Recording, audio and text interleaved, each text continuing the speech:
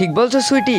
সুইটি, এটা আমার জায়গা, এখান থেকে সরে বসো না একটু। তুমি কষ্ট করে একটু পিছনে বসে পড়ো।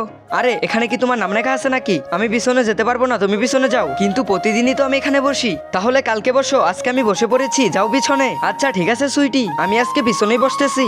এই তো পিছনে বসে পড়ি। হ্যাঁ, কালকে অনেক মজা হয়েছিল তুমি আর আমি যখন বাসা থেকে আসলাম। হ্যাঁ সুইটি, একদম ঠিক বলেছো। মিনা আজকে পিছনে বসে কেন? যাই হোক, আমি সামনে বসে পড়ি। সামনে তো জায়গা ফাঁকাই আছে, এখানেই বসি। হ্যাঁ, আর আজকের পড়াগুলো বের করে ফেলি। আরে রাজু আজকে আমার সাথে বসলো। আল্লাহর এই সুন্দর নামটি দেখে যে ভিডিওতে লাইক করে চ্যানেলটি সাবস্ক্রাইব করে দিবে। হে আল্লাহ, তুমি তাদেরকে হজ করা তৌফিক দান করো। বুঝতে পারতেছি না কেন আজকে রাজু আমার সাথে বসলো। হ্যাঁ বুঝতে পেরেছি, নিশ্চয় মিনার সাথে ঝগড়া করেছে, এজন্যই আজকে আমার সাথে বসলো। ভালোই হয়েছে। হ্যাঁ এই তো ক্লাসের পড়াগুলো এখন তাড়াতাড়ি করে বের করে ফেলি। মিনা পিছনে আর রাজুর সামনে, ভাবতে অবাক লাগে। রাজুর সাথে ঝগড়া করেছি বলে সে সামনে বসে পড়েছে, তাও আবার এই সুইটির সাথে।